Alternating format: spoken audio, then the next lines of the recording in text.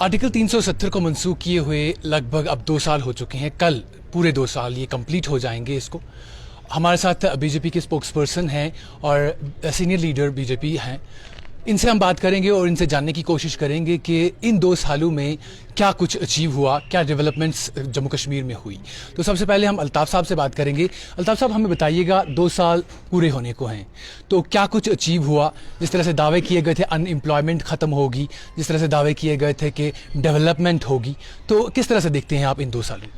देखिए, 370 हटने के बाद जो नफरत की दीवार का हो या जो पस्ती की दीवार जो जम्मू कश्मीर को देश की बाकी रियासतों के साथ अलग थलग करती थी, और जिस वजह से जम्मू कश्मीर में विकास नहीं हो पा रहा था, डेवलपमेंट नहीं हो पा रहा था। जब आप देखिए 370 हटने के बाद पंचायत राज का सिस्टम, फर्स्ट टायर पंच सरपंच, उसके बाद बीडीसी जो हिस्ट्री में पहली बार हुआ, और उसके बाद डीडीसी इलेक्शन हुए।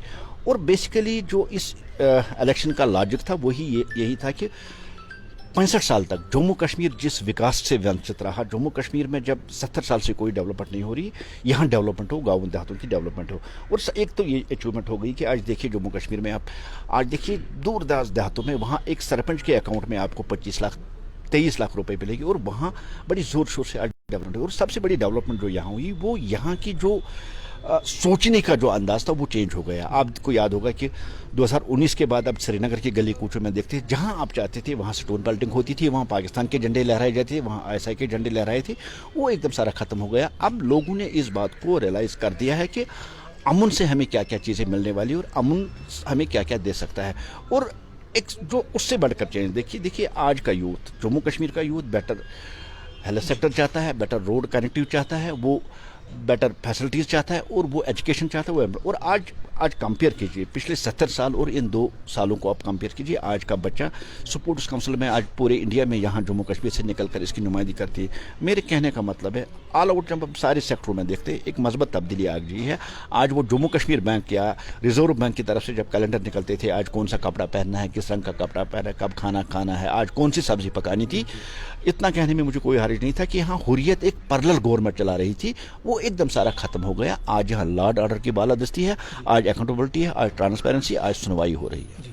सर, जिस तरह से कल उमर अब्दुल्ला जो एनसी के प्रेसिडेंट हैं, उनका बयान सामने आया और उन्होंने एक इंटरव्यू में कहा कि जितनी भी डेवलपमेंट्स यहाँ पर हुई पिछले 2 सालों में वो पिछली हुकूमतों का नतीजा था, यानी कि उन्होंने जो भी प्रोजेक्ट्स शुरू किए हुए थे वो अब कंप्लीट हो रहे हैं और इसका क्रेडिट जो है बीजेपी हुकूमत ले रही है। इस पर क्या कहेंगे? देखिए, उनकी बड़ी डेवलपमेंटें हैं। क्रिकेट घोटाला उनकी सबसे बड़ी डेवलपमेंट है, और ऐसे बहुत से घोटाले हैं जिनको वो डेवलपमेंट कहते हैं। अगर उमर साहब अपनी कोठी से बाहर निकल के देखेंगे तो उसको नजर आएगा कि ग्राउंड जीरो पे आज कितनी डेवलपमेंट हो रही है और कहाँ कहाँ डेवलपमेंट हो रही है। लेकिन बदकिस्मती से उमर साहब पिछले 2 साल से हाइबरनेशन में चले गए हैं, वो अपनी कोठी से बाहर नहीं निकल रहे हैं। 370 के गम में अंदर बैठा है, जो नफरत की दीवार हमने डाई है उस गम में वो अंदर बैठा है, इसलिए उसको डेवलपमेंट दिखाई नहीं दे रही। उसने शुतुरमुर्ग की तरह आंखें बंद की। मेरी उमर साहब से यही गुजारिश है, आप बाहर आके देखिए, आप गाँव देहातों में देखिए, आप देखिए कितनी डेवलपमेंट हो रही है, उसके बाद बात कीजिएगा।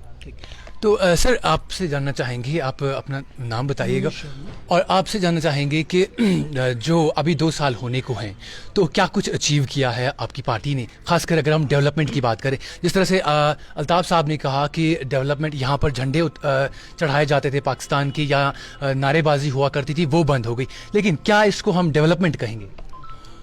देखिए, अभी अल्ताफ़ साहब ने वैसे बहुत अच्छी तरह से ब्रीफ किया है, लेकिन इन 2 सालों की जो आप बात कर रहे हैं, खासकर जब से ये 370 जो है दफ़ा को यहाँ से हटाया गया है, और मेरा ये मानना है कि असल में अगर जम्मू कश्मीर के नौजवानों का भविष्य देखना हो, अगर वाकई में ही आपको अभी जो अल्ताफ़ जी ने बताया भी है, अगर डेवलपमेंट देखनी है तो आप पूछिए उस सरपंच से, उस पंच से जिसने कभी सोचा भी नहीं था कि उसके हाथ में डीडीओ पावर होगी। आज डेवलपमेंट यहाँ तक है कि सरपंच के हाथ में 25 लाख के निकासी की पावर उसके हाथ में। आज गांव में वो उसको उमर अब्दुल्ला से, महबूबा मुफ्ती से पूछने की ज़रूरत नहीं है, वो खुद डेवलपमेंट करता है, खुद बताता है मेरा ये काम है।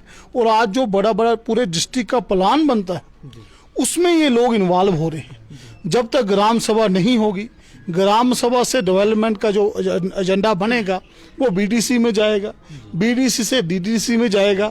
और ये जो अभी 3 टायर स्ट्रक्चर की बात की है, इस स्ट्रक्चर के माध्यम से आज गांव की, गली की, हम कह रहे हैं कि एक जो मोदी जी का जो सबसे बड़ा एक मंत्र है सबका साथ, सबका विकास और सबका विश्वास। और उन्होंने जब आप देखेंगे जब 2014 में मोदी जी पहली बार प्रधानमंत्री बन के आए तो उन्होंने कहा था कि मेरी ये जो सरकार है ये गरीबों को, किसानों को समर्पित सरकार है। और आप डेवलपमेंट की बात का आप पूछिए उस माता बहन से जो बेचारी विधवा हो गई है, लेकिन 200 रुपये पेंशन लेने के लिए 200 चक्कर उसको लगाने पड़ते थे और जेब से 250 रुपये खर्च हो जाता था अधिकारियों को पैसे देते देते। आज उसके अकाउंट में सीधा 1000 रुपया पहुंच रहा है। ये डेवलपमेंट है। आप पूछिए उस गांव की मेरी बहन से जिसका चूल्हे में लकड़ियां लगाते लगाते आंखें खत्म हो जाती थी, दमे की बीमारी हो जाती थी, आज उसके घर में सिलेंडर पहुंचा है। ये डेवलपमेंट है। आप पूछिए उस किसान भाई से जिसको बीज के पैसे नहीं होते थे, अगर ऐसी कोई फसल खराब हो जाती थी बीज के पैसे उसके हाथ में नहीं होते थे, आज 6000 रुपये उसके अकाउंट में सीधा पहुंचते। हम उस देश के वासी है जिस देश के प्रधानमंत्री कांग्रेस के उस वक्त के राजीव गांधी जी ने खुद कहा था कि मैं दिल्ली से 1 रुपया भेजता हूं और नीचे 15 पैसे पहुंचते हैं। जिस देश का प्रधानमंत्री ये कहता हो कि मैं दिल्ली से 1 रुपया भेजता हूं और 15 पैसे पहुंचते, 85 पैसे मेरी पार्टी के मेरे लोग, मेरे ऑफिसर खा जाते हैं। आप सोचिए डेवलपमेंट कहाँ थी। आज मेरे देश का किसान कहता है मोदी जी ने 6000 रुपया दिल्ली से डाले हैं, मेरे अकाउंट की मोबाइल की घंटी बजी और मेरे अकाउंट में 6000 आ गया। आज मेरी माता बहन कहती है दिल्ली से 1000 रुपया डाला है पेंशन का, अकाउंट में आ गया। इस कोविड महामारी में आज बड़ी बड़ी बातें अपोजिशन के लोग करते हैं। जब हमने जन धन के अकाउंट मोदी जी ने खुलवाए तो बड़ी बड़ी बातें करने के ये अकाउंट किसके लिए है।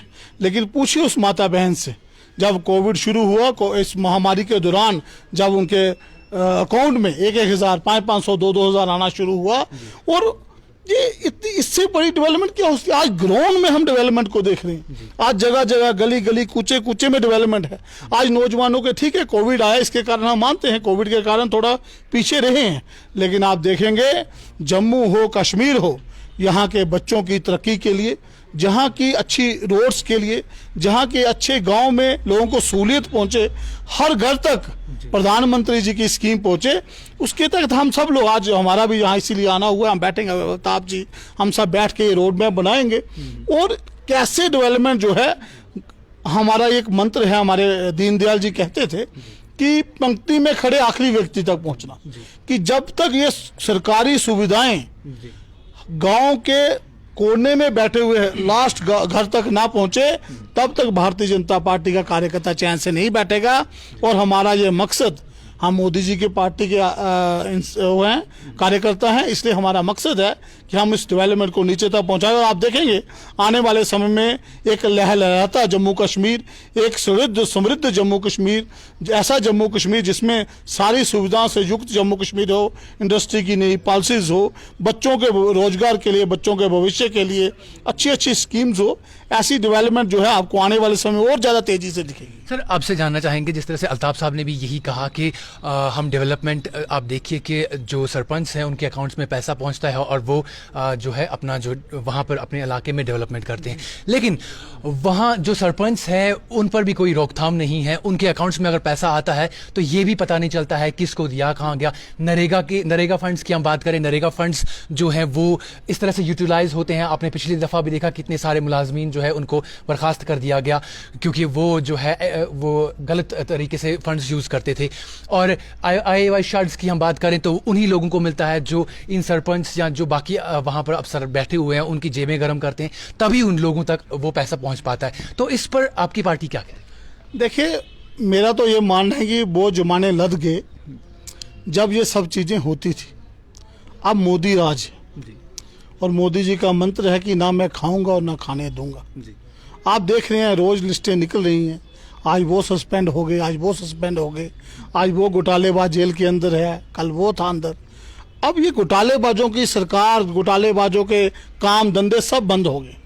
और आप जो कह रहे हैं, अब भैया अब तो जियो टैग है, अब तो आपने नाली भी बनानी है तो उसके लिए आपको पहले वो दिखाना है, वो तो सिस्टम ही बंद हो गया। और आप कहते हैं चेक, इतना चेक कभी सोचा भी नहीं था। आज एक छोटी, लेकिन ये है चेकिंग पूरी होगी। सर, जियो टैगिंग के बाद भी जब तक ना आप मुलाजिम की जेब गर्म करें तब तक वो फंड्स नहीं। मैं एक बात कहता हूँ, देखिए ये जो कई, सब मुलाजिमों के लिए नहीं कहता, लेकिन कई उन सरकारों के मैं कहता हूं कि उनके घरों के लोग जो है वो ऐसे इस वक्त बैठे हैं जो अभी भी नहीं चाहते कि सरकार अच्छी तरह से काम करे। लेकिन मैं आपको ये आश्वस्त कर दूं, ऐसे कोई भी मुलाजिम जो है जो कोई डेवलपमेंट में रोक डालेंगे, डेवलपमेंट रोकने की कोशिश करेंगे, उनको बख्शा नहीं जाएगा।